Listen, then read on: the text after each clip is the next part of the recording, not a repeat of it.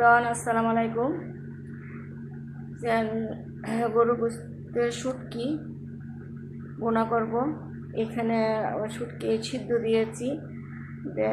এই শুটকিগুলো আমার মা পাঠাইছিল, গরু গোশত শুটকি দেশের থেকে পাঠাইছে। এটা এখন সিদ্ধ দিয়েছি, সিদ্ধ দিয়ে এখন হাতুড়ি দিয়ে মানে ছেঁচা দিব। আর এখানে একটু আলু দিব, এলাচি, দারচিনি আর পেঁয়াজ, রসুন কুচি শেষে দিব। আর এখানে মশলা আদা রসুন পেস্ট। এখন এটা আমি ছেঁচবো,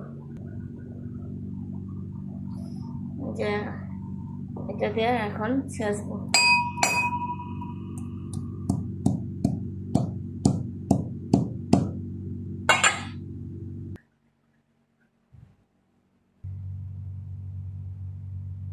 এই যে শুকনা গোস্ত ছেঁচা দিলাম, চুচুড়া করছি। এখন রান্না করবো।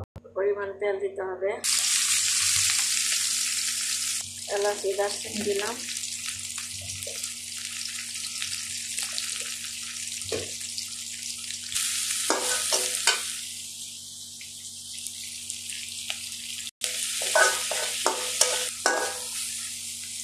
পেঁয়াজ রসুন দিলাম,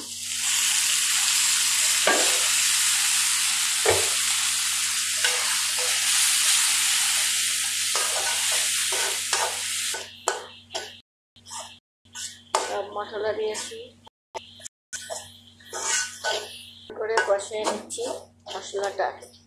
মানে মশলা ভালো করে কষাতে হয়, যে এখানে পেঁয়াজ রসুন আদা এগুলো গন্ধ করে, ভালো করে না কষানো।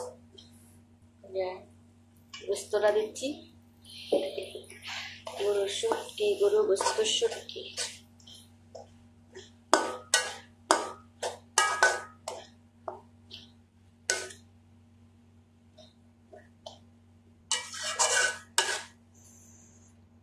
গোস্তটা দিয়ে ঢেকে দিলাম।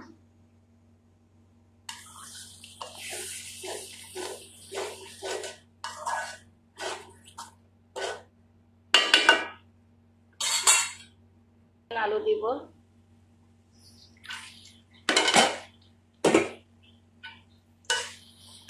আলু দিয়ে ঝুরঝুরা করব, ছোড়া জোড়া মতো করব।